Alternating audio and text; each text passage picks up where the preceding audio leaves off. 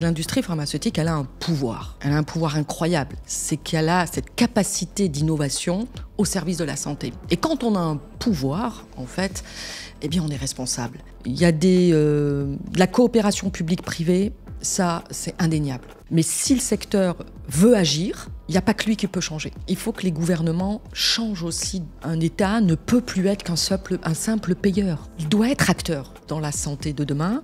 Ça veut dire investir. Il faut qu'il soit un investisseur. Ça veut dire pour partager un peu plus les risques. Pourquoi le secteur de l'industrie pharmaceutique aujourd'hui est un secteur où on peut questionner des fois les prix des médicaments, etc. Mais parce que le secteur, il paye le risque.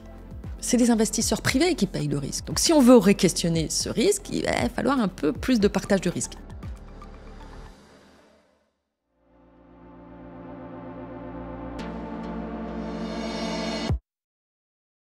Bonjour à tous, bienvenue dans ce nouvel épisode de Pharma Minds où je suis avec, encore une fois, une invitée de choix. Je suis avec Nathalie Jiménez. Bonjour Nathalie. Bonjour Nathalie. Nathalie, elle est un peu, on pourrait dire, la papesse de la pharma durable, si on veut y aller doucement. Oui, c'est gentil. Et du coup, je suis hyper heureuse de pouvoir conclure cette saison de Pharma Minds sur la durabilité avec quelqu'un qui a un parcours assez transverse, avec une première vie dans la pharma et puis une deuxième vie en étant experte en gouvernance, durabilité. C'est ça, ouais, tout à fait. Comment on décrit ça ? Bah oui, j'ai passé 26 ans dans cette industrie que je connais bien de l'intérieur. Je suis biologiste de formation en fait. Okay. Et j'ai travaillé dans les ventes, au marketing, aux affaires médicales. Et puis j'ai fini par diriger la direction institutionnelle aussi chez Janssen France. Et puis donc 26 ans dans cette industrie. Et puis effectivement, j'ai publié des travaux de recherche sur la RSE, ce qu'on appelle la RSE, je pense qu'on en parlait. Et puis, maintenant, j'ai une double vie. Je suis affiliée à l'Executive Education de l'École des Mines de Paris. Et j'ai un cabinet de conseil qui s'appelle Be Concern. Et j'accompagne donc les entreprises pharmaceutiques à intégrer les enjeux de durabilité dans leur manière de mener des affaires. Ouais. Voilà. Ouais. Comment on fait pour concilier rentabilité et contribution à l'intérêt collectif ? Voilà, c'est des questions larges. Larges, et que d'ailleurs tout secteur d'activité se pose. C'est pas propre à l'industrie pharmaceutique. Toute entreprise doit questionner ses impacts. Voilà, ses impacts, c'est-à-dire l'impact de ses activités sur des tiers ou l'environnement. Dès lors qu'une entreprise met un produit sur un marché, que ce soit un médicament ou n'importe quel autre produit, dès lors qu'on a une responsabilité sociale d'entreprise, environnementale au sens large, eh bien, on doit se préoccuper de ces impacts. Donc, il faut peut-être les prévenir. Alors, quand on parle d'impact, on a toujours cette vision un peu de l'impact potentiellement négatif, voire négatif. Mais les impacts, ils peuvent être aussi positifs. Voilà. Okay. Et donc, réfléchir à ça, c'est aussi réfléchir et prévenir les risques que l'entreprise peut encourir si, finalement, elle ne prenait pas en considération ces impacts. Voilà. Et donc, on travaille avec beaucoup d'entreprises aujourd'hui sur ces sujets. Ouais. Je pense qu'il faut beaucoup d'humilité quand on se lance là-dedans, surtout aujourd'hui. Mais je tenais vraiment à pouvoir t'avoir aujourd'hui parce que je crois que c'est bien d'avoir aussi quelqu'un qui a une vision transverse, très large, un peu libre aussi, pour justement être capable de dire un peu tranquillement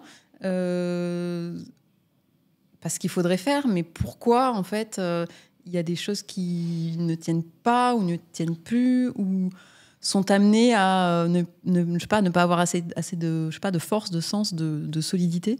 Je sais pas comment tu peut-être que tu veux commencer par expliquer toi ce que tu as ressenti pour avoir envie de le transmettre aux autres. Pourquoi j'ai fait ça peut-être dans ma parce carrière. qu'en fait je me dis en fait, tu fais pas ça avec de la légèreté. Tu fais ça avec beaucoup d'incarnation, beaucoup de passion. Oui. Donc, je pense on peut peut-être commencer comme ça par comment t'en es arrivé à faire ça, pas au doigt mouillé, mais... Non, c'est sûr. Moi, je veux dire, je travaillais dans l'industrie pharmaceutique pour un grand groupe américain. Et en fait, j'ai été, je le dis souvent, interpellée par les enjeux sociétaux. Par exemple, un enjeu clé dans l'industrie pharmaceutique, c'est les enjeux de l'accès au traitement, par exemple, de manière équitable, par exemple, l'empreinte écologique des produits, toutes ces questions. C'est il y a combien de temps que tu te questionnais ? Il y a à peu près une vingtaine d'années, ça me questionnait. C'est-à-dire, on avait des grandes missions sociétales quand on est dans l'industrie pharmaceutique, on a un collaborateur, on ne vient pas au hasard dans cette industrie, on vient parce qu'on a envie de contribuer à un grand projet. C'est pour ça que ce podcast existe aussi. Ouais, vraiment. Et puis, j'étais sur certaines questions un peu en dissonance entre, surtout, on va dire, les dynamiques de financiarisation de ce secteur qui ont pu conduire à certaines pratiques. Et donc, moi, j'ai eu envie de comprendre. Vous voyez, je suis rarement dans le jugement. Moi, je ne sais pas faire ça. Vous voyez, en analyse transactionnelle, on dit il y a l'enfant, le parent et l'adulte. Et moi, je suis en mode méta-analyse. Je ne sais pas faire autrement. Donc, j'ai voulu te comprendre. Et pour comprendre, j'ai fait une thèse. Voilà. Donc, ça m'a pris 4 ans et demi de ma vie. Et j'ai chose à moitié. Ouais, pourquoi pas, c'est vrai. Ouais. Bon, après, quand c'est votre destin, vous y allez. Voilà, j'ai fait ça. J'ai voulu comprendre. Donc, c'est quoi la RSE dans le secteur pharmaceutique? Ça veut dire quoi? Donc, j'ai mené une étude exploratoire, voilà, et ensuite, j'ai mené une thèse pour comprendre ces mécanismes-là, ce qui m'ont amené à me changer. Mais oui, ça, c'est parce que j'ai été interpellée, moi, en tant que collaborateur, à l'époque. C'est une industrie que t'aimais, mais il y avait des choses qui te dérangeaient, c'est ça? Oui, mais comme je dirais, comme partout, oui. Ouais, je pense pas qu'il faille cibler ce secteur-là. Ce secteur, il est singulier, cette responsabilité sociale, elle est singulière. Pourquoi? Parce qu'elle touche à la santé. C'est évident. Et donc, derrière le mot responsabilité, est-ce que moi, le premier... Vraiment, le premier enseignement que j'ai eu, c'est qu'en fait, ces entreprises et l'industrie pharmaceutique, elle a un pouvoir. Elle a un pouvoir incroyable. C'est qu'elle a cette capacité d'innovation au service de la santé. Et quand on a un pouvoir, en fait, eh bien, on est responsable. C'est-à-dire que, vous voyez, après la crise Covid-19, il y a eu un regain de confiance dans le secteur de l'industrie pharmaceutique. Et quand on regarde bien les observatoires sociétaux qui ont évalué cette confiance, eh bien, ce qu'on remarque, c'est qu'en fait, il y a une légitimité cognitive et pragmatique qui est donnée à ce secteur. En gros, on attend d'eux qu'ils trouvent des solutions. Donc, c'est incroyable. Ça veut dire que c'est une responsabilité sociétale qui leur est donnée et qui est... on attend d'eux qu'ils mènent cette mission de santé publique. D'accord. Et je trouve que ça vient d'où? Ça vient de... Ça remonte depuis longtemps. Hein. Depuis toujours ou c'est depuis... En fait, moi, j'aime bien parler de la RSE à partir du contrat, dans une notion qu'on appelle le contrat social. Un peu. C'est une notion que j'ai développée dans mes travaux et dans mon bouquin. C'est en gros de dire que... alors, c'est lié avec les brevets. Vous savez à peu près quand il y a les brevets... Par exemple, si je prends la France, le brevet d'invention d'un médicament, à votre avis, date de quand? Non, je sais pas. Vous voyez, c'est dans les années 70, c'est 1968. Parce que jusqu'alors, le médicament était en fait, on va dire, retiré du droit commun des brevets. D'accord, donc avant, il y avait quand même des médicaments trouvés. Oui, c'est ça. Mais c'était la recherche. L'invention n'était pas brevetée. On brevetait les noms de marques, la fabrication, mais pas l'invention. D'accord. Tous les vaccins pastoriens, par exemple, de Pasteur ne sont pas brevetés. Pourquoi ? Parce qu'en fait, on ne voulait pas laisser l'enjeu de l'accès, on va dire, au seul mécanisme du marché, quoi. Voilà. Et donc, les États décidaient de dire que le médicament avait un statut à part. D'accord. Et c'est dans les années 70 qu'en fait, on fait confiance à l'industrie pharmaceutique. C'est-à-dire, on leur dit, écoutez, voilà, on passe c'est officiel, quoi. Ouais. Voilà, c'est ça. On réintègre le médicament dans le droit commun des brevets. Et ça, c'est important parce que ça veut dire que les politiques de l'époque ont décidé de maximiser des politiques de santé publique avec l'aide de l'industrie pharmaceutique. Donc, c'est une responsabilité incroyable. Vous voyez, c'est pour ça que moi, je dis, le brevet, finalement, c'est le socle. C'est le socle d'un contrat social implicite. On vous dit, écoutez, voilà, on va vous protéger vos innovations. Voilà, on va vous garantir un retour sur investissement. On va protéger ça avec le brevet. Mais en contrepartie de cet avantage, on attend de vous que vous meniez une mission de santé publique. voyez, que vous vous mettiez au service de la société. Et donc, c'est ce contrat implicite, pour revenir à votre question, d'où ça vient, et voilà.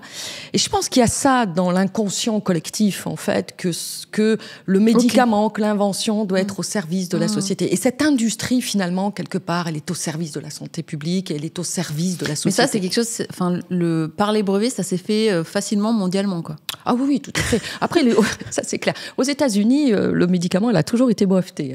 Attention, c'est que en Europe, dans beaucoup de pays européens, le Brésil aussi, c'était le cas. Voilà, plusieurs pays où c'était pas le médicament, l'invention du médicament n'était pas brevetée. Voilà. D'accord.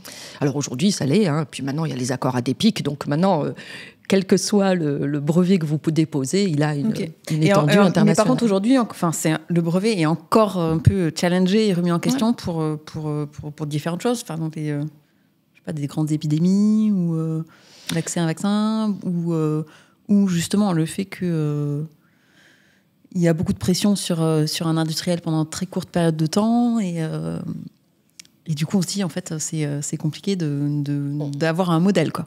Ouais, bien sûr. Alors moi, je ne sais pas si on va pouvoir parler un peu des modèles économiques, mais moi j'ai une théorie là-dessus, c'est que le brevet est nécessaire.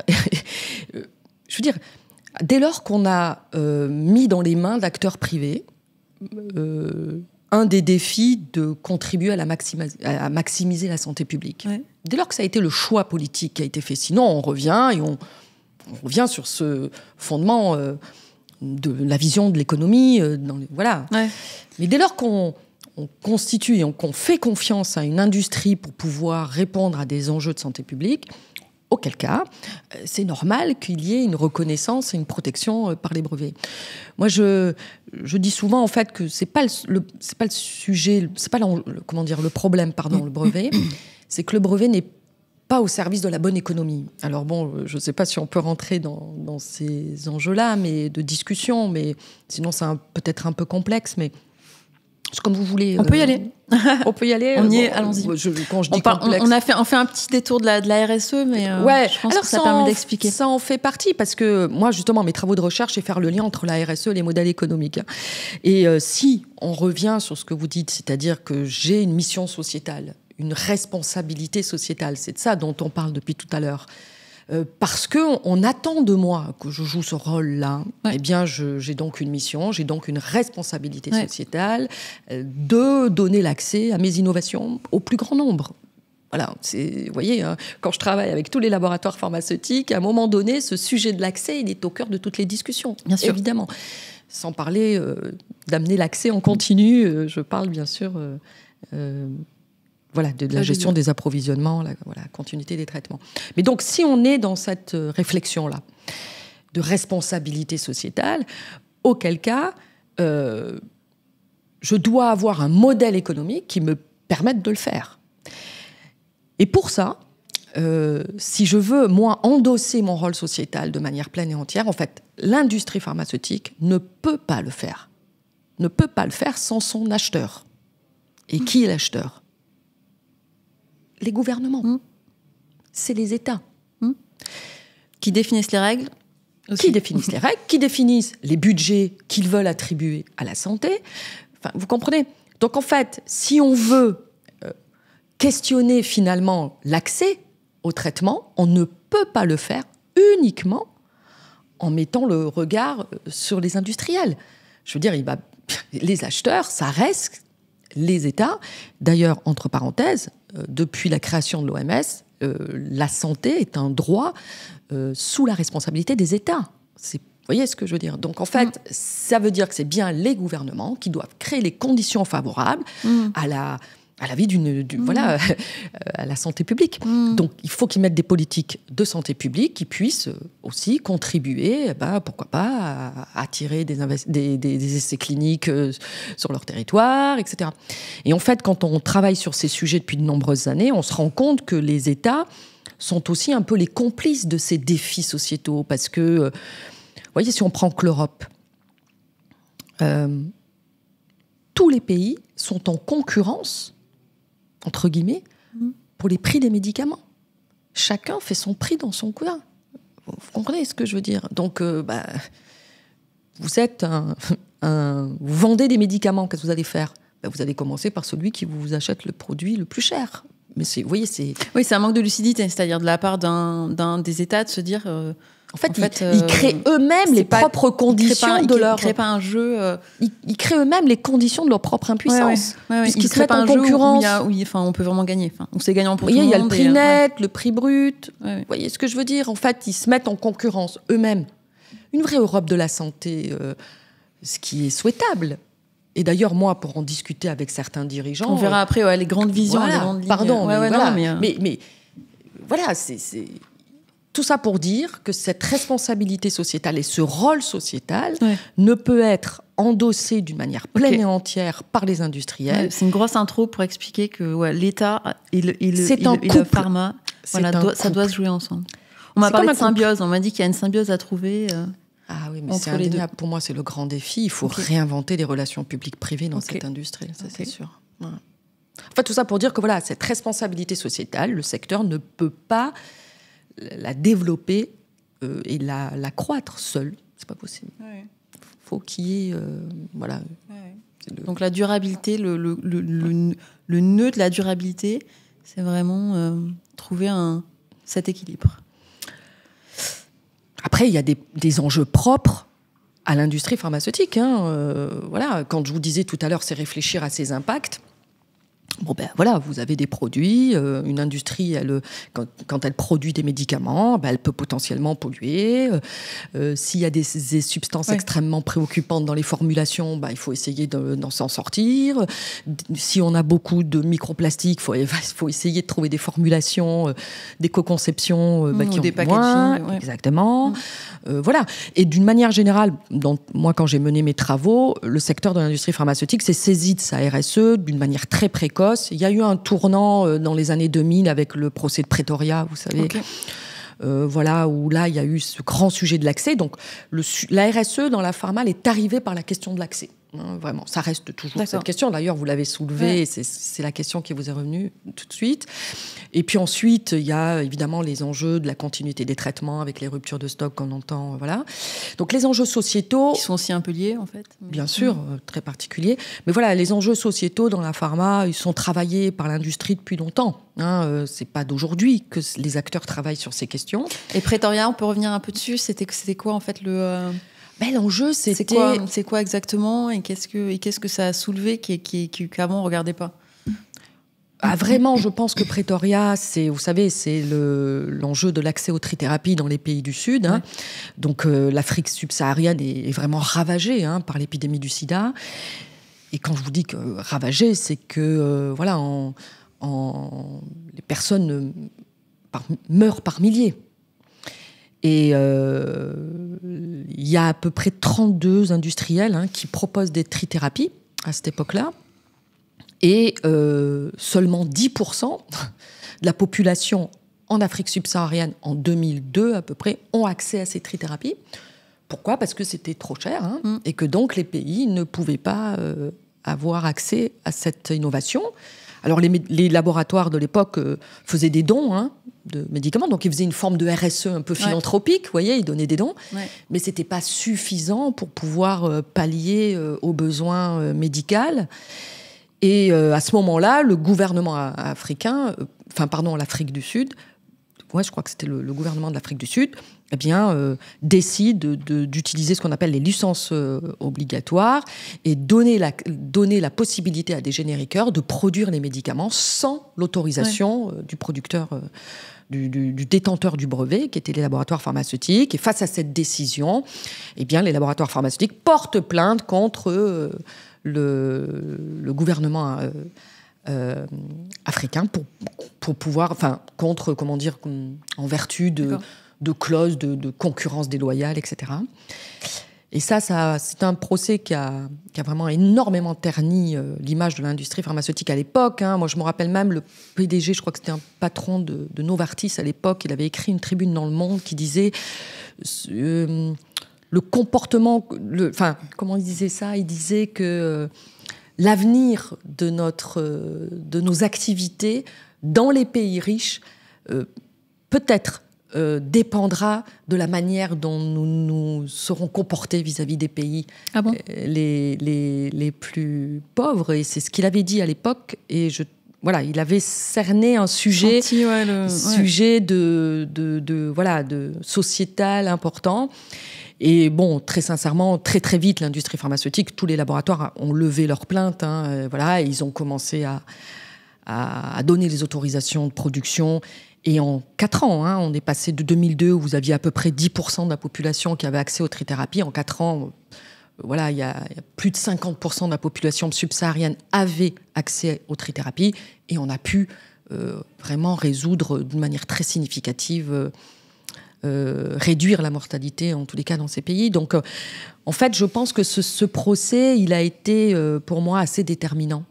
Je parle de tournant quand même dans les prises de conscience, la prise de conscience. Bon voilà, mais ça remonte. Ça remonte à 20 ans, mais en fait c'est marrant comme. Aujourd'hui, je pense quand même, pour être moi dans beaucoup d'entreprises, et moi je connais pas une entreprise pharmaceutique aujourd'hui qui n'a pas la volonté. Et c'est quoi les leviers du coup actuels aujourd'hui? C'est quoi les leviers? Qu'est-ce qu'on se dit qu'on veut faire, qu'on veut être les grands axes de travail quand on travaille la RSE? Alors comme ça dépend quelle déjà thématique. Juste de son côté industriel ou c'est commencer justement à voir ces discussions et à remettre une discussion un peu. Mais ça dépend si vous voulez parler de la RSE, on va dire plus classique, c'est-à-dire de la gestion, de la réduction des impacts, par exemple. Alors par exemple l'empreinte environnementale. Oui, on peut parler d'exemples aussi en même temps. Voilà, donc on peut évidemment se préoccuper. Par exemple, l'industrie pharmaceutique pendant longtemps a quand même s'est peu préoccupée de l'impact environnemental de ses activités. Aujourd'hui, c'est le secteur s'est vraiment saisi du sujet et en très peu de temps.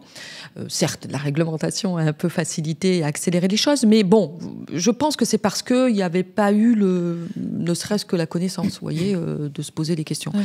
Donc, sur le sujet environnemental, oui, il y avait eu du retard qu'elle est en train de rattraper d'une manière assez significative.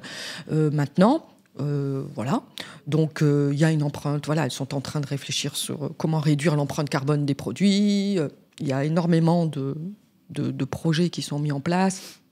Il y a même des projets d'économie circulaire aujourd'hui. Je pense à des laboratoires qui aujourd'hui ont pensé, même dès lors qu'ils mettent à disposition un produit sur un marché, sont déjà en train de penser la manière dont on va pouvoir collecter par exemple les dispositifs médicaux. Je ne sais pas si on peut citer des entreprises ou pas, si vous... Au moins des aires thérapeutiques, expliquer ce que c'est, de quoi on parle. Oui, par exemple, dans le diabète, il y a un laboratoire qui a énormément travaillé sur ces sujets, un laboratoire danois, évidemment, et donc, voilà, et qui... ils ont mis à peu près 2 ans pour mettre en place un processus de collecte des stylo-injecteurs. Voilà. Donc, en fait, il y a plein d'initiatives aujourd'hui qui sont en place. Donc, il y a eu un peu de retard... dans la prise en considération de ces sujets. Mais aujourd'hui, le secteur, c'est quand même vraiment... voilà. Dans les sujets de leadership ? Leadership. Ouais. Qu'est-ce que vous y mettez derrière ? Est-ce que leadership, c'est en fait la manière dont les gens, je sais pas, guident en fait les organisations à switcher là-dessus. En gros, éduquent aussi des organisations, puisque c'est quand même des sujets qui sont aussi... Enfin, même si ça fait 20 ans, c'est quand même... Je pense que c'est en ce moment qu'il y a beaucoup de changements. Vous êtes en train de parler de gouvernance, du coup. Voilà, plutôt, le leadership, les gouvernances. Vous avez raison, c'est un vrai levier. On dit que l'un des premiers leviers, de toute façon, c'est le dirigeant. Ça, c'est sûr. Alors, moi qui en connais beaucoup, il y a ceux qui incarnent ça d'une manière vraiment très importante, et puis ceux qui l'incarneront... surtout parce que les collaborateurs vont pousser. Voilà, c'est beaucoup bottom-up. Voilà, c'est exactement ça. Et eux, voilà, n'ont pas de grandes convictions. Mais je peux pas leur reprocher.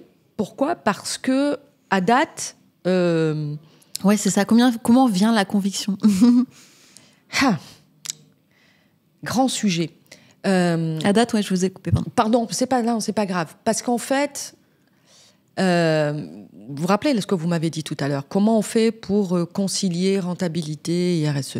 C'est la première chose que vous m'avez dit. Eh bien, en fait, c'est ça dont on parle. C'est-à-dire, donc je reviens à ma démonstration, pour les gens et des dirigeants qui ont des engagements financiers, des engagements de performance économique à avoir dans leur organisation, ils vont se poser la question que vous avez posée. À quoi ça sert ? Très bien. Et donc, il faut que la RSE rentre dans le modèle économique. Ouais. Sinon, on ne peut pas faire ce dont on parle. Hein, on est bien d'accord. Eh bien, c'est toutes les... On ne peut pas, c'est à quoi ça sert de faire ça ? C'est ça, il va falloir, en tous les cas... Voilà, donc là, c'est exactement ce qui est en train de se passer actuellement, c'est-à-dire que, et pas que dans le secteur de l'industrie pharmaceutique, pour le coup, c'est que la RSE rentre déjà dans des appels d'offres. Donc, par exemple, dans la commande publique, aujourd'hui, dans un hôpital. Exactement, les établissements de santé vont exiger aujourd'hui aux laboratoires pharmaceutiques d'avoir, en tous les cas, une empreinte carbone de leurs produits. Alors évidemment, ils vont pouvoir comparer des médicaments équivalents. Et ils vont dire, nous, tiens, à prix équivalent, à efficacité équivalente, je vais regarder un troisième critère. Troisième critère, c'est l'empreinte carbone. Okay. Voilà. Donc, vous voyez, on commence à... Doucement, ouais, ok. Voilà, ça rentre dans la commande publique. Évidemment, on sait que c'est déjà quand même l'empreinte environnementale d'un produit est déjà quand même dans l'autorisation de mise sur le marché. Tout laboratoire est censé travailler sur son empreinte, mais enfin bon, à date, moi, j'ai jamais vu de laboratoire qui était exclu de l'autorisation de mise sur le marché sur ce type de critères.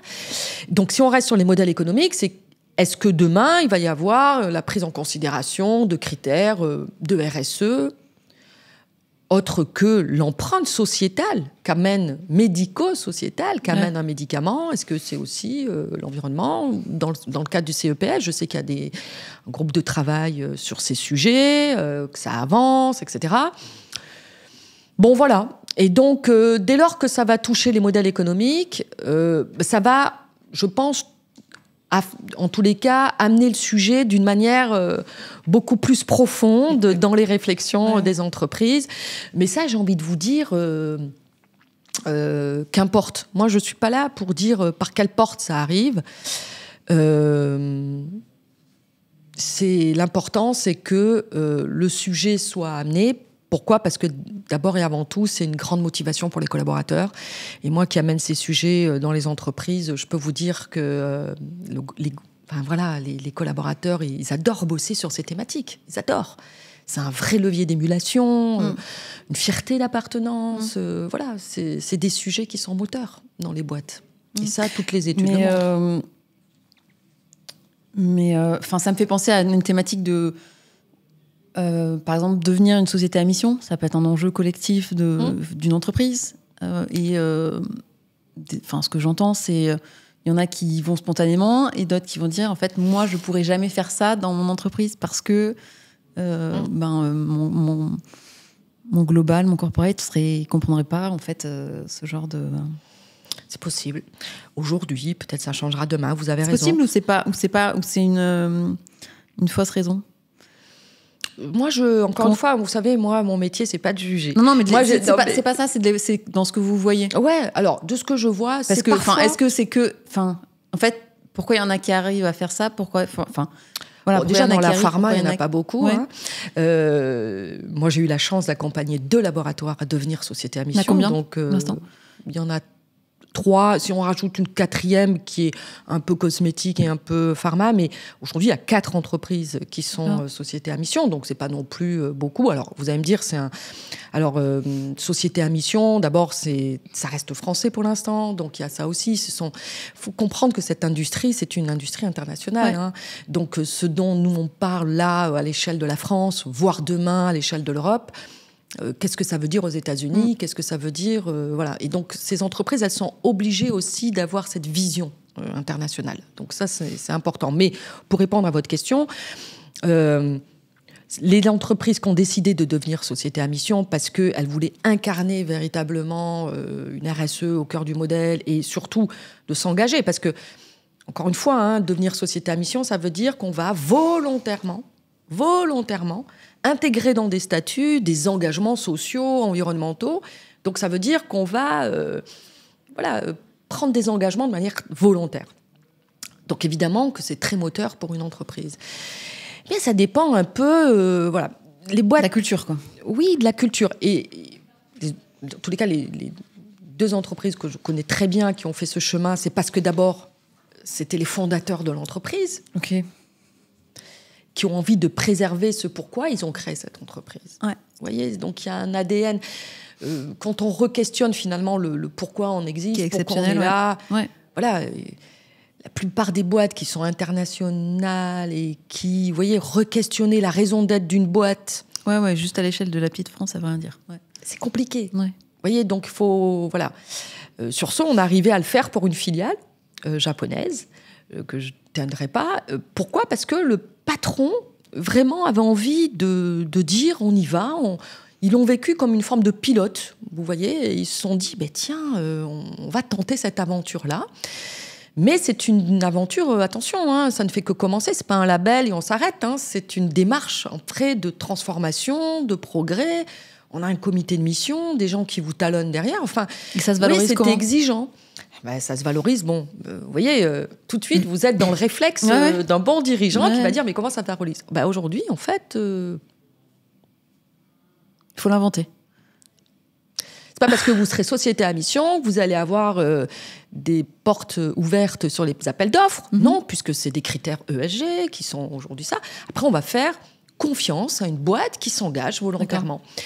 Et moi, je suis membre de la communauté des sociétés à mission. Donc, la plupart des boîtes qui ont fait ces choix-là, elles n'ont pas envie non plus d'avoir des mécanismes de valorisation. Parce que sinon, on donne un caractère utilitariste, vous voyez. Ah ouais. C'est pas l'idée.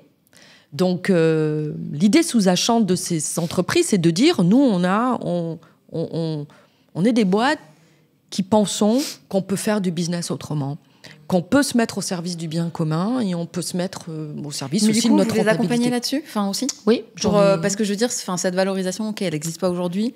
Et peut-être, je pense que c'est justement c'est comme la valorisation d'un médicament. C'est des choses qui sont à réinventer. Tout à fait, mais c'est de toute façon la première des valorisations qu'on a quand on est société à mission, c'est qu'on attire les talents. Hein. Ça, je peux vous le garantir. Ces temps-là, pour le coup, c'est assez démontré. On les retient et on les attire. Donc on redonne du sens. Évidemment, ça favorise la RSE derrière. Hein. C'est-à-dire que quand vous avez du sens, de la raison d'être, on incarne davantage. Et là, pour revenir à votre question d'incarnation et de leadership, une entreprise, un dirigeant qui incarne une société à mission, en fait, il en parle, quoi. Il incarne et ça, c'est... Voilà, c'est... Même si c'est pas dit, je pense qu'au gouvernement, en tout cas les autorités, ne vont pas vous écouter de la même façon si vous êtes une société à mission, parce que vous vous engagez de manière volontaire.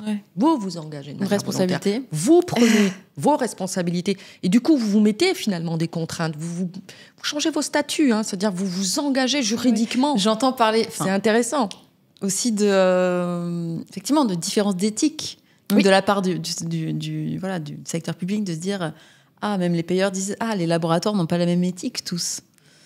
Du coup, c'est une manière de démontrer que si on veut donner un caractère utilitariste à ça, vous avez raison. Je pense que ça rassure. Une boîte qui prend une responsabilité comme ça, qui le rentre dans ses statuts, qui s'engage, qui se confronte avec un comité de parties prenantes, qui discute de sa mission, de ses engagements stratégiques, évidemment, on va donner un peu plus de... On va se dire, dis donc, ils sont sérieux. Ils sont sérieux. Et qu'en plus, vous en rendez compte, c'est-à-dire que vous faites des rapports, vous publiez vos informations, vous les rendez publiques, vous êtes transparent, évidemment, vous créez de la confiance. Et c'est quand même le sujet dans cette industrie. Hein. Justement, dans un autre aspect pratique que j'aurais aimé avoir, s'il y a des exemples qui existent, c'est la relation avec les professionnels de santé. Parlant de relation de confiance. Et est-ce qu'il y a des choses là-dessus est-ce que ça se matérialise là-dedans aussi ? C'est intéressant parce que maintenant j'ai un peu de recul. J'ai à peu près 6 années maintenant d'accompagnement, on va dire, sur ces sujets dans l'industrie pharmaceutique. Il y a 6 ans, on menait ce qu'on appelle des consultations de parties prenantes, c'est-à-dire que quand vous voulez travailler sur votre RSE, vous consultez vos parties prenantes. Et les professionnels de santé en font partie, des associations de patients, etc. Et quand on les questionnait, à cette époque-là, finalement, vous voyez, très peu de médecins ou de professionnels de santé étaient sensibilisés sur des sujets environnementaux ou revenaient toujours un peu les mêmes sujets, c'est-à-dire l'accès, voilà. Mais l'éthique des affaires. D'accord, ouais, la relation qu'on a avec eux, la relation de confiance, les liens d'intérêt, etc. Ça, c'était des grandes thématiques qui venaient d'une manière assez claire et qui étaient très attendues. Très peu l'environnement. Alors qu'aujourd'hui, le même exercice, moi, j'entends des médecins et des professionnels de santé qui disent moi, si le laboratoire n'a pas pensé à revoir son packaging, qui soit moins polluant, qu'il y ait moins de plastique, moi, vraiment, je vais me questionner. Ou empreinte européenne ou française, juste comme ça. Ouais. Vraiment. Et des laboratoires qui font des efforts pour relocaliser, par exemple, les productions en Europe, vont être privilégiés, etc. Et voilà, ça, c'est nouveau. Et moi, je le vois parce que j'ai vu l'évolution en peu de temps, je dois dire. En post-Covid. C'est intéressant, vous avez raison de mettre ça comme repère, vous avez raison. Ouais, c'est un bon point. Oui, il y a eu ce monde de l'après. On change les critères de... Oui, il y a eu quelque chose qui s'est passé. Et c'est vrai que je vois bien que les attentes ont changé, ont évolué. Ouais. Donc il y a plus d'attentes en matière de RSE concernant l'industrie pharmaceutique aujourd'hui, c'est indéniable. Et les professionnels de santé attendent que les entreprises agissent sur ces questions. Ça, c'est sûr. Et si on est là-dessus, il y a peut-être l'histoire aussi de souveraineté aussi. Est-ce que c'est à l'industrie pharmaceutique de contribuer à la souveraineté Voilà. Vous voyez, on revient un petit peu à la discussion dont on a eue tout à l'heure entre le gouvernement et voilà. Mais tout ça, en fait, ne peut se faire qu'en co-construction. Ensemble, c'est ça. Ouais. Oui. Jusqu'où un État doit dire, en fait, tu dois... Après, je ne veux pas parler d'un produit en particulier, mais il y a eu le sujet du paracétamol, tout le monde en a entendu parler. Il y a eu,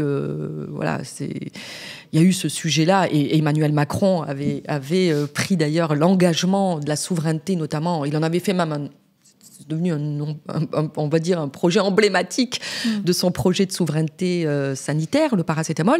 Il y a eu, on le voit bien, une intelligence collective qui s'est créée pour favoriser, par exemple.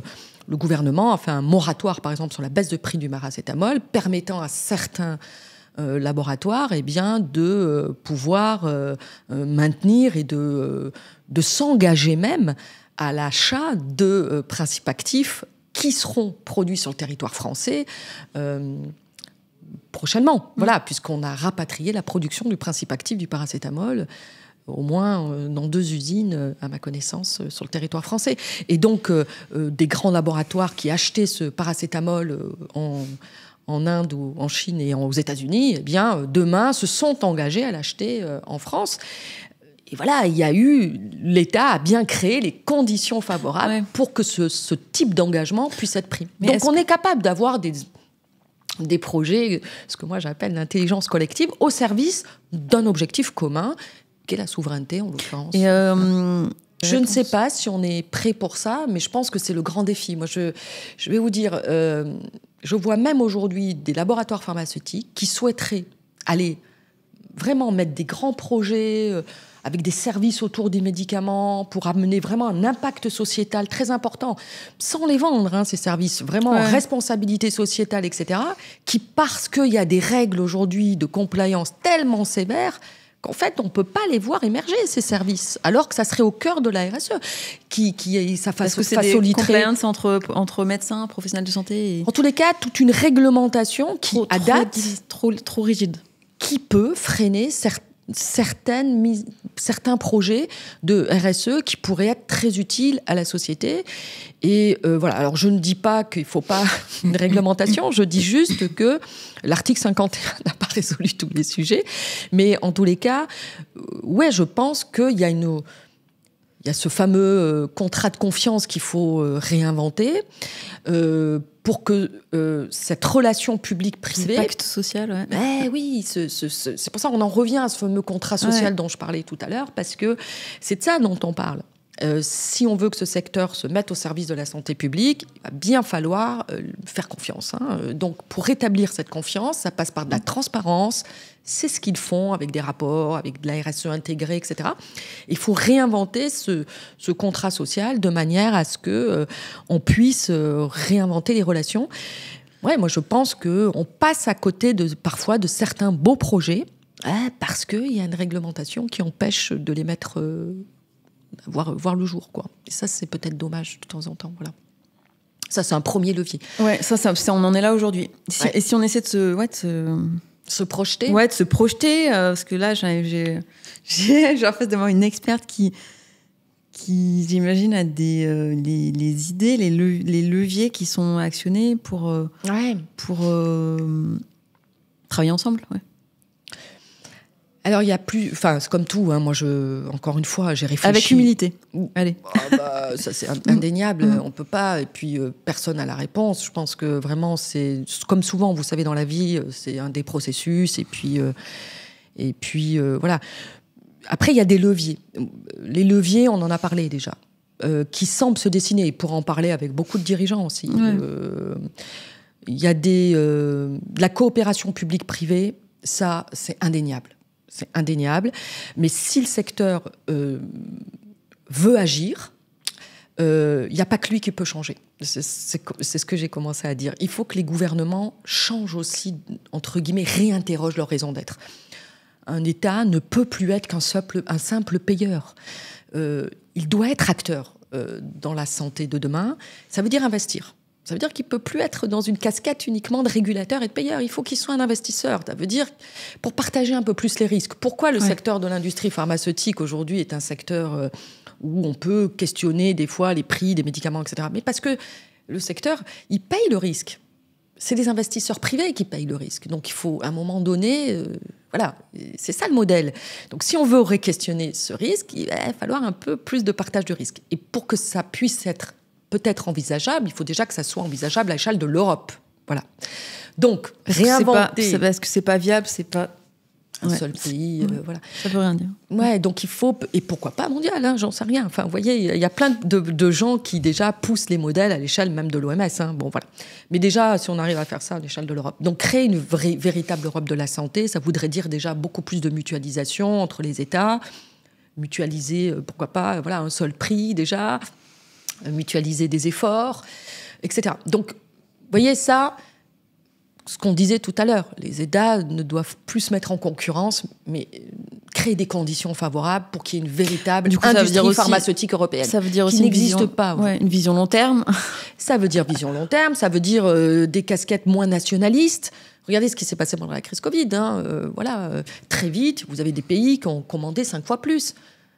On reproche aux laboratoires, mais ils ne peuvent pas ne pas livrer des médicaments. Vous comprenez ? Donc, en fait, c'est des politiques de santé publique qui sont à la fois nationalistes, parce que les patients attendent aussi de leur gouvernement qu'ils agissent de façon nationaliste, et à la fois, il faudrait que cette industrie réponde à des enjeux internationaux. Donc, c'est pas simple. Vous voyez, on comprend bien les enjeux difficiles à résoudre. Donc, voilà, la solution à terme, c'est une refonte de la coopération publique-privée à l'échelle européenne. Je pense que quand je dis ça... j'enfonce une porte ouverte, je pense que tout le monde serait un peu d'accord avec ça, et rediscuter de ces modèles économiques à l'échelle au moins européenne. Et puis, après, voilà, moi, je... Juste là, ouais, enfin, je sais pas si c'était dans la suite, mais ça veut dire, par exemple, un médicament pour une maladie rare pour une centaine de personnes. Oui, enfin, on peut, enfin, ça veut dire quoi ? Ça veut dire... Il faut se mettre d'accord ensemble si on le cherche ou pas ou...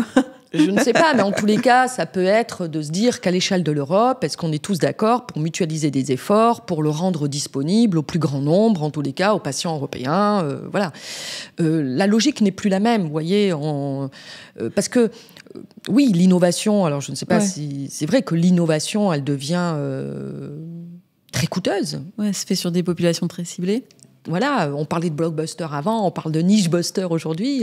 Voilà, c'est des modèles de l'industrie d'aujourd'hui, innovantes, mais ça re-questionne finalement l'équilipe de la solidarité. Ouais. Et puis la technologie va en ce sens de personnaliser, donc de toute façon... c'est ça. Donc il y a une médecine personnalisée de demain. Ouais. De toute façon, on voit bien que les modèles économiques un peu de consommation de grande masse sont plus adaptés. Donc on doit re-questionner finalement les questions de performance d'usage, d'utilité, parce que derrière, on est dans des sujets où c'est la solidarité nationale qui paye tout ça. Donc c'est ça la singularité de cette industrie, si vous voulez. C'est quoi ça veut dire quoi? On pourrait aller jusqu'où sur la performance d'usage? Ça veut dire quoi? Ça veut dire justement, les services permettent de ça. C'est-à-dire qu'il y a beaucoup de services autour du médicament qui pourraient vraiment accompagner cette performance de l'usage et qui pourraient véritablement... on pourrait véritablement essayer de re-questionner les modèles économiques dans ce sens-là.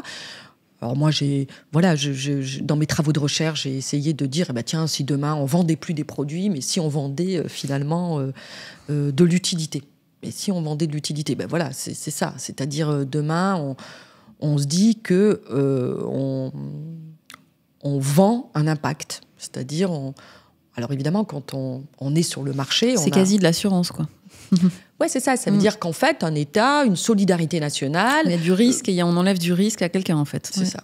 Et puis, surtout, on crée des co-bénéfices. C'est-à-dire que si on crée de la valeur médicale, si on crée de la valeur sociale, socio-économique, ça veut dire qu'on permet, par exemple, à des gens qui étaient éloignés de l'emploi parce qu'ils étaient malades de revenir travailler. Donc, on crée des co-bénéfices avec l'État. Et l'État, en fait, s'il endosse cette fameuse casquette d'investisseur, en fait, il ne verrait pas le prix du médicament uniquement comme un coût, vous voyez, de santé publique. Aujourd'hui, la santé, c'est un coût. C'est malheureux. Alors qu'il faut le voir en investissement. Si j'investis dans une prise en charge, j'investis aussi demain dans des personnes qui retravaillent pour l'économie, etc., etc. Donc en fait, c'est cette culture-là. Et on a les moyens aujourd'hui de regarder ça? Ça, je parle pas assez avec les autorités pour ça. J'aimerais bien en parler davantage avec les autorités parce que... en fait, du coup, c'est lié tout le monde, quoi. Même les autorités, c'est mais d'ailleurs, tous les ministères. C'est le travail du syndicat national des entreprises du médicament qui essaye vraiment c'est le rôle du LEM et du syndicat en France de questionner, de travailler sur ces questions avec les autorités. Voilà, les défis de santé publique de demain, alors il va y avoir des grands enjeux de santé publique, alors là, majeurs, les pandémies nouvelles, etc. Comment on va faire ça demain? Et derrière, la médecine personnalisée. La prévention. Il va y avoir des métiers qui vont sans doute se différencier, mais en tous les cas, on voit bien que le modèle tel qu'il est aujourd'hui... Ce qui est fascinant, parce que du coup, c'est vraiment un grand changement. Voilà. On se dit qu'il y a ce qui est intéressant, c'est que même d'un point de vue de l'État, eux aussi sont face à un mur avec le vieillissement de la population et les maladies chroniques. Bien sûr. Et mais tout le monde se questionne. Et le système de santé en soi, même sans médicaments, ne tient pas. C'est ça. C'est objectif. Donc voilà. Ce dont je pense quand même, c'est que ce soit pour des enjeux écologiques ou que ce soit pour des enjeux de santé publique, on va quand même, ça va pas plaire à mes collègues de l'industrie, mais on va vers moins de médicaments. Je pense qu'on doit quand même aller, alors je parle de sobriété, d'ailleurs c'est utilisé par certains laboratoires qui ont très bien compris cette notion-là. Oui, on va vers quand même un usage plus raisonné. Je parle comme ça, parce que responsable, je trouve qu'il y a un caractère un peu de jugement, et vous avez bien compris, je ne suis pas dans le jugement, raisonné. Et voilà. Et donc, en fait, c'est le sens de l'histoire. Ouais, c'est le sens de l'histoire, ça se voit, ça commence à se voir même chez les médecins qui commencent à se rendre compte qu'en fait, bien souvent, ils ont prescrit un médicament, alors qu'en fait, il fallait dire autre chose à la personne. C'est pour ça. Et donc là, on fait le lien avec ce dont on parlait, c'est-à-dire une économie de fonctionnalité. Vous voyez, on va vendre de l'utilité. On va essayer de construire ensemble. Comment on construit tous ensemble cette économie dite d'utilité, de performance d'usage? Et du coup... C'est-à-dire qu'on sort c'est compliqué là de sortir du consumérisme. C'est ça. C'est-à-dire on ne considère plus... Comment on fait ça? C'est-à-dire qu'on ne considère plus le médicament comme un produit de consommation, mais on le considère comme un produit d'utilité. D'utilité, créateur de co-bénéfices. Tout ça, ça se construit. Il suffit de changer des indicateurs de fixation des prix. Il faut travailler les modèles économiques. Il faut... Voilà. Vous savez, quand on donne il y a des critères déjà qui peuvent être un petit peu... Je ne peux pas rentrer, c'est un peu technique, mais on a quand même pas mal de choses qui peuvent exister, qui peuvent être déjà... En tous les cas, on pourrait essayer. Oui, c'est quoi, il faut commencer par un pilote, c'est quoi? Mais pourquoi pas? Un pilote sur certaines pathologies, on pourrait essayer d'inventer des critères de valorisation différentes avec cette notion de co-bénéfice où l'État investirait et ne serait plus qu'un seul payeur qui ferait peser à l'industrie pharmaceutique finalement la part variable, vous voyez, considérerait pas ce secteur-là uniquement comme un fournisseur de médicaments, mais véritablement comme un acteur de santé publique, contributif, responsable, etc. Et ensemble, on apporte et on crée de la santé. Et comment on réinvente ça? Et là-dessus, il y a quand même, je fais une parenthèse, mais il y a quand même un acteur qu'on oublie essentiel dans tout ça, c'est le patient. Parce que pour travailler de l'utilité, de la performance, d'usage, il faut que le patient soit acteur. Et là-dessus, on l'observe en fait depuis plusieurs années aujourd'hui. On voit bien que le patient est de plus en plus acteur. Les associations de patients sont acteurs. Ils y vont, ils ont envie que les modèles changent.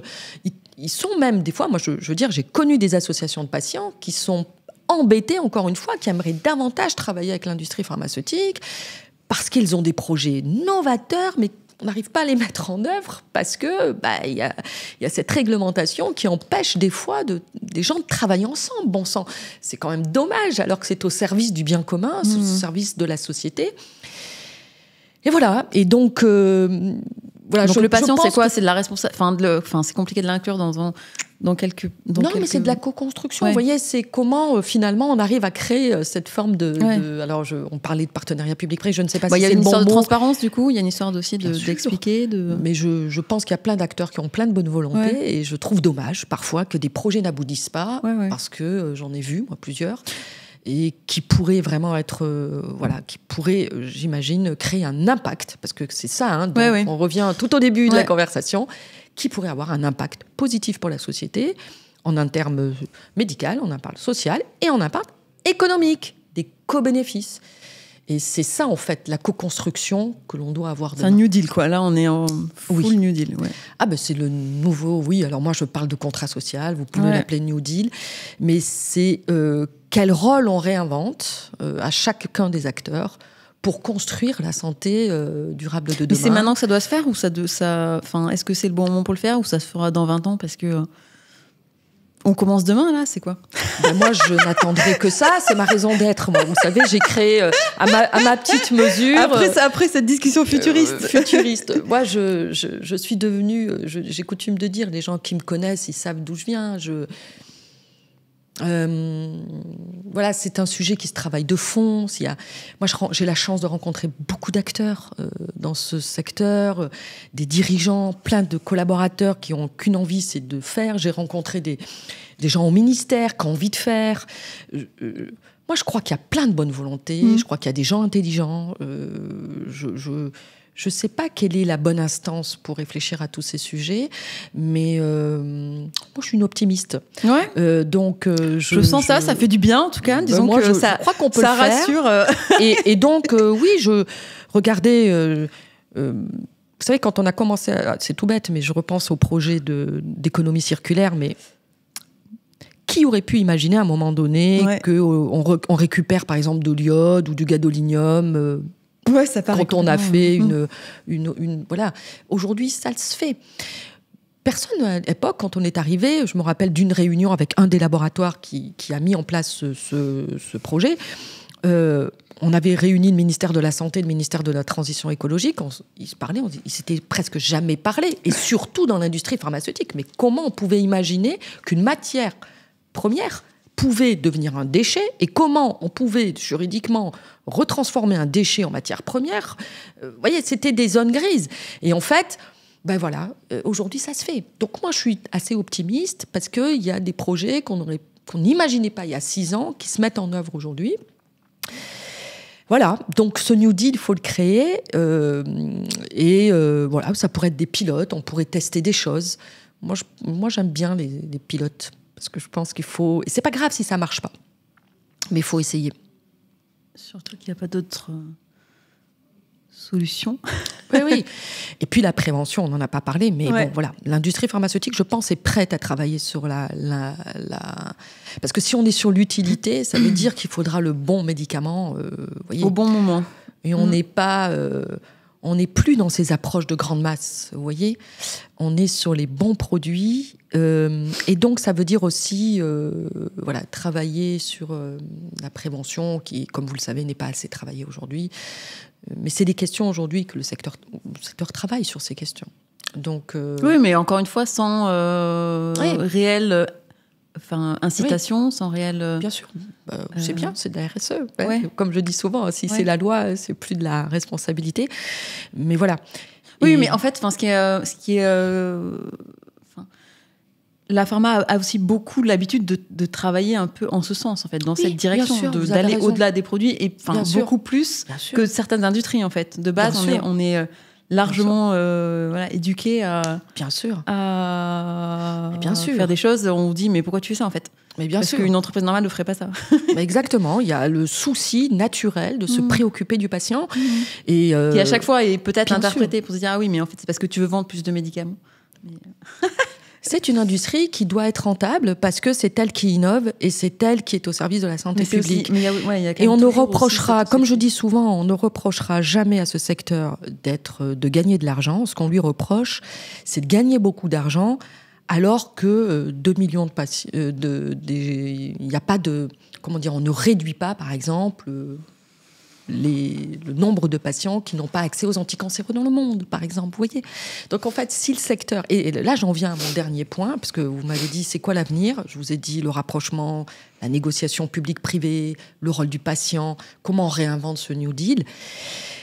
Et il y a un pas de plus qui peut être fait, et j'en parle souvent avec les industriels aussi, c'est que les entreprises doivent apprendre à mutualiser leurs efforts sur certains sujets. Et ça, c'est pas dans la culture. Ok, c'est privé, là. Et oui. Et je pense qu'il y a des sujets où on doit... Alors, le LEM, par exemple... c'est dans la culture de pas beaucoup d'entreprises, en fait. Ouais, c'est ça. Et je pense que vraiment, sur certains sujets, le LEM travaille là-dessus, évidemment, voilà. Et sur certains sujets, il doit y avoir des partages d'expertise, des partages d'expertise, des rapports de ressources pour pouvoir justement innover des services qui peuvent amener encore plus d'impact sociétal. Et je crois qu'il doit y avoir de la mutualisation, beaucoup plus de mutualisation. Je vais peut-être en décevoir certains, mais sur certains sujets, la RSE ne peut pas être une volonté d'avantage concurrentiel. Je pense le monde de demain amène à plus de coopération et d'entraide. Alors, voilà. Et donc, je pense que les modèles économiques modernes et les boîtes qui vont s'inscrire dans ces modèles-là seront celles qui auront osé expérimenter l'entraide et la coopération pour être durables demain. Et là, on est encore dans cette culture de la concurrence. Et ça me fait penser à un livre qu'on avait parlé, je crois, l'entraide. Oui, l'entraide, l'autre loi de la jungle. L'autre loi de la jungle. C'est des collègues qui ont bossé sur ces sujets. Voilà, la nature humaine, elle est faite pour l'entraide. Elle n'est pas faite pour la concurrence. Et quand on regarde, en fait, je me dis que demain, si là je mets un peu de philosophie, de peinture rose dessus. Un peu de philosophie, pour ne pas dire le mot spirituel, mais ce sera comment dans ces modèles-là de demain, finalement, on re-questionne aussi les réflexes classiques du management, voilà. Et on peut aller loin sur ces questions. Je pense que ça passera par là. Mais désolée, mais je reviens encore au tout début de la conversation. On parlait des brevets au début, mais c'est le rôle social aussi des entreprises qui date d'il y a longtemps, en fait, de se dire que une entreprise, c'était aussi pour avoir aider une famille quand il y avait eu un accident et que, par exemple, là, vous une personne est morte, tout à fait. Alors, les brevets... Mais du coup, j'étais au brevet, mais j'étais surtout au rôle de l'entreprise, au rôle de faire... ça veut dire quoi, faire des affaires? Ça veut dire quoi, en fait, l'économie? L'un n'empêche pas l'autre, en fait. Hein. C'est intéressant ce que vous dites là, parce que pendant longtemps, Et c'est la faute aussi des sciences de gestion, des sciences économiques, qui n'ont pas su expliquer les choses. Pendant longtemps, on a opposé social et économique, sociétal, économique, écologie et économie. Vous voyez, on a opposé en se disant, finalement, la RSE, ça coûte cher, c'est un coût, vous voyez. Et on a passé notre temps, nous, en sciences de gestion, à faire des tonnes d'études pour aller démontrer le lien entre la RSE et la performance financière. Parce que, justement, on se disait, oui, il faut qu'une entreprise soit rentable. Bien sûr qu'il faut qu'une entreprise soit rentable, sinon ça ne fonctionne pas. Mais en fait, ce dont on parle depuis tout à l'heure, c'est que ce n'est pas... En fait, ce dont on parle depuis tout à l'heure, c'est développer la culture du « et ». C'est parce qu'on va faire du social. Et en même temps. Et oui, c'est parce que vous allez faire de l'écologie dans les modèles de demain que derrière, vous allez gagner en pérennité. Alors, je ne veux pas, là, faire un cours de RSE, mais quand, en fait, on comprend bien que une entreprise qui intègre la RSE dans sa réflexion, le premier avantage qu'elle a, c'est d'assurer sa propre pérennité à elle. Et la pérennité à elle, c'est quoi ? C'est son niveau de rentabilité, parce qu'elle aura anticipé des risques, parce qu'elle aura rassuré ses investisseurs, parce qu'elle aura... évidemment qu'il y a énormément d'avantages à travailler sur ces questions d'une manière très pragmatique et très en termes de rentabilité, vous voyez. Mais en fait, l'erreur du passé, c'est d'opposer. Et en fait, il faut créer cette culture du risque. Et pour revenir au brevet, pour moi, en fait, voilà, il y a eu une fixette sur le brevet. On a parlé un peu de l'histoire du brevet. Je vous ai montré la manière dont je le concevais, comme la base de ce fameux contrat social pour l'industrie pharmaceutique. Mais en fait, le problème pour moi, c'est pas le brevet. C'est qu'il n'est pas au service de la bonne économie. On en a parlé. Le brevet, il est au service aujourd'hui d'une économie de consommation. Voilà, on considère le médicament comme un produit de consommation. Si demain, on imagine le brevet au service d'une économie telle qu'on en a parlé tout à l'heure, c'est-à-dire une économie de performance d'usage, de fonctionnalité ou d'utilité. Je vais vous donner un exemple. Si un laboratoire pharmaceutique, pendant la crise Covid, un des 3-4 là, qui ont vendu des vaccins, s'ils n'avaient pas vendu leurs vaccins, pays par pays, en négociant des volumes et des prix. C'est ce qu'ils ont fait. Modèle de consommation classique. Mais si on leur avait dit, en fait non, vous allez vendre vos vaccins dans un modèle économique de fonctionnalité. On aurait fait quoi ? On aurait dit, tiens, on va vous payer en pourcentage du nombre de patients moins hospitalisés, en nombre de pays approvisionnés. Ce qu'on aurait pu démontrer, c'est qu'en fait, on se serait mis au service d'indicateurs d'utilité sociétale. Okay. On les a, ces indicateurs, on les connaît. Voilà. On pouvait très bien les négocier. Et si mes ventes sont basées sur un indicateur d'un nombre de pays approvisionnés, vous voyez bien que je change mon modèle économique. Je négocie des licences, je négocie des royalties avec des producteurs de génériques dans des pays pour qu'ils puissent les donner l'accès au plus grand nombre à mon produit. Vous voyez, je suis dans la logique de donner l'accès au plus grand nombre. Je négocie vous voyez, des licences. Je négocie. Vous comprenez ? Je ne fais pas appel à United. Je n'ai pas besoin d'United, même si United est très important, évidemment. Mais vous voyez, je peux le faire. Parce que je suis dans une logique de dire je vais donner l'accès au plus grand nombre. Donc en fait, le brevet, c'est pas un problème. Là, en l'occurrence, je peux garder la paternité de mon brevet et puis négocier derrière des royalties sur l'exploitation de mon brevet. Ça change tout. L'utilisation, oui. Eh oui, l'usage. Je dis pas que... Voilà, je dis pas si c'est une solution. Je dis juste que... Voilà, on peut peut-être se réinterroger de la manière dont on a l'habitude d'appréhender le modèle économique du médicament. Ouais. Voilà. Okay. On a parlé beaucoup, c'était passionnant, merci beaucoup. J'aimerais avoir, je ne sais pas, un mot un peu plus personnel, de savoir comment... j'imagine que c'est une passion qui vient petit à petit, mais... c'est aussi, je pense, une conviction une flamme qui s'entretient.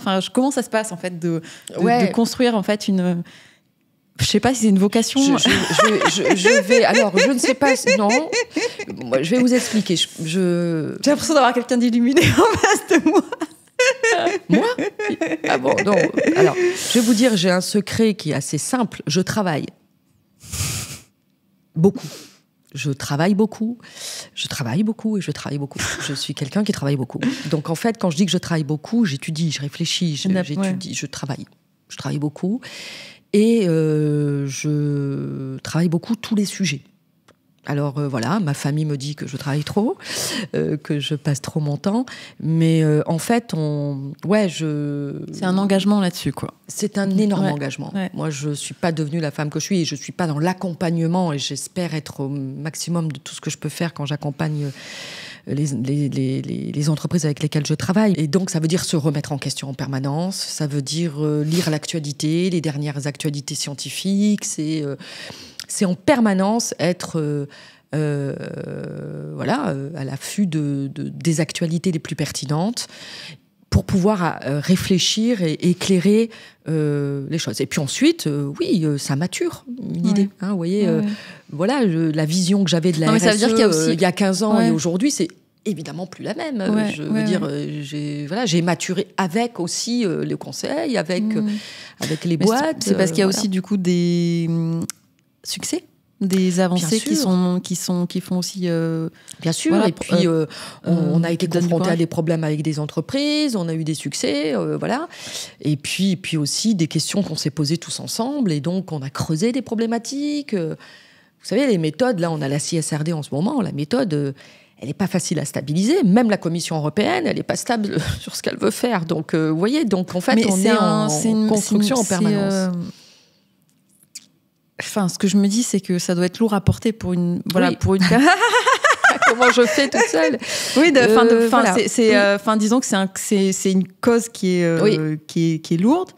Et en plus, ça se pense... Ça implique plusieurs pays, plusieurs États, plusieurs...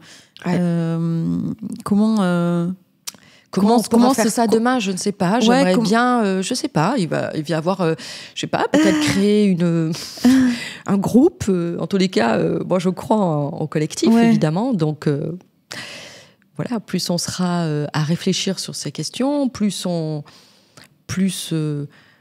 après, ça peut commencer par quelques rencontres et puis une personne qui a envie de dire, tiens, je ne sais pas, au gouvernement... Des esprits agités là-dessus, quoi. J'ai rencontré des députés sur ces questions, j'ai rencontré des sénateurs sur ces questions qui sont très intéressés pour mener ces réflexions. Bon, ça peut partir de là, ça peut partir d'un ministère qui, à un moment donné, se dit, tiens, et pourquoi pas tenter quelque chose ? Et qui auraient envie. Après, il y a déjà des instances qui existent, comme je disais. Il y a des syndicats qui est là. Oui, mais je veux dire, le défi me paraît tellement grand et de tout ce dont on a parlé, on se dit, on ressent déjà aujourd'hui fortement, intensément la pression et je veux dire l'anxiété peut-être même aussi. Avoir une crainte de se dire en fait ça tient pas, ça passe pas. Le modèle, vous parlez de la pharma aujourd'hui. Le modèle de la pharma, il arrive, le modèle même du système de soins.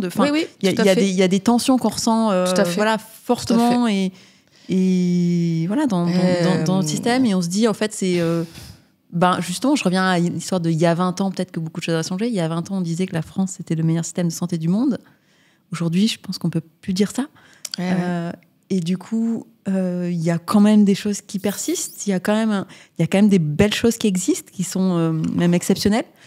Bien sûr. Mais en 20 ans, il y a eu un glissement qui est juste objectif et qui n'est pas prêt de s'arrêter. Donc, alors là, je veux pas. Non, mais moi, on repart pas sur 2 heures de discussion. Non, mais franchement, non, pas. Puis en plus, j'ai pas la réponse. Sincèrement, moi, je souhaiterais évidemment qu'il y ait...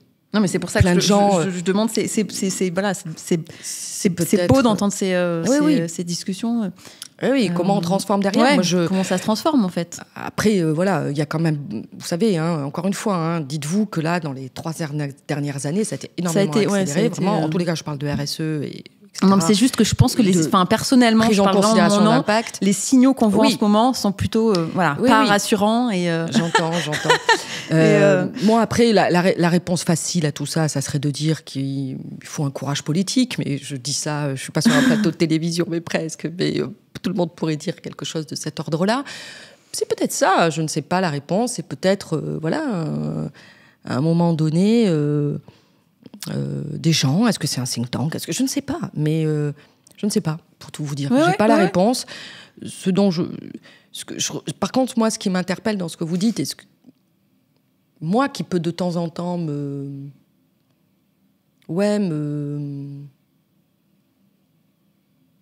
je suis très optimiste, vous avez vu, mais affecter un peu mon entrain, c'est qu'en fait, je ne sais pas jusqu'à quel niveau les gens ont envie vraiment de coopérer, de collaborer pour répondre ensemble au sujet.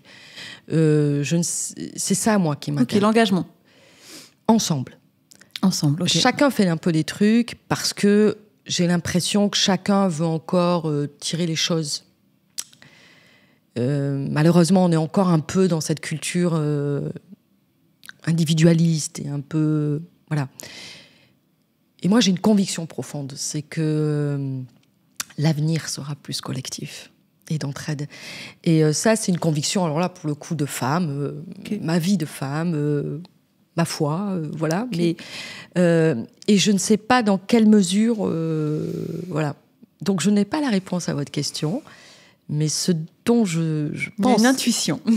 C'est que ça passera, et ceux qui arriveront à le faire, ce seront les gens qui arriveront, même dans ce secteur, à se dire... avec des politiques qui oseront dire on va travailler avec la pharma d'une manière très claire et qui vont arrêter d'être dans des schémas voyez, de dualité.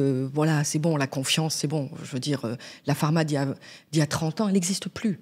Hein, c'est bon, ça va, elle a eu son procès, elle a réglé ses sujets. Il faut arrêter, il faut regarder ce qui se passe aujourd'hui. Ce sont des entreprises qui ont pris leurs responsabilités, qui avancent, qui sont transparentes, qui ont fait des progrès, qui sont au service de la société. Il faut à un moment donné, on avance, quoi, on y va, quoi, voilà. Et donc, qui aura le courage de se dire à un moment donné, voilà. Et voilà. Et je crois que c'est un peu de courage politique, un peu de... Je pense quand même que ça doit venir des instances, parce que le secteur pourra faire ce qu'il veut, mais à un moment donné, il sera bloqué. Voilà. Donc, mais moi, je suis optimiste. Je crois en l'espèce humaine, et je pense qu'à un moment donné, les gens savent se mettre ensemble. Regardez ce qui se passe dans toutes les catastrophes. À un moment donné, les gens savent... Voilà. Merci. Trouver des solutions, je vous en prie. Merci pour votre invitation. Merci, Nathalie. À bientôt. C'était fascinant. J'espère. Passionnant. Je pense qu'on est partis tous très loin. Oui, c'est vrai. Si vous avez... si les auditeurs ont des questions à vous poser... Oui. Comment ça se passe? Écoutez, Nathalie Gimnès sur Internet, on me trouve. Je suis sur LinkedIn. D'accord. Il y a mon site, il y a plein de choses. D'accord. N'hésitez pas à réagir, à commenter, à dire ce que vous en avez pensé. Plaisir. Un grand merci à vous d'avoir écouté jusqu'au bout cet épisode. Et merci d'être toujours plus nombreux à suivre Pharma Minds. Si cet épisode vous a plu, n'hésitez pas à le partager autour de vous. Pour ne pas louper la sortie des prochains épisodes, rendez-vous sur les réseaux sociaux. À très bientôt.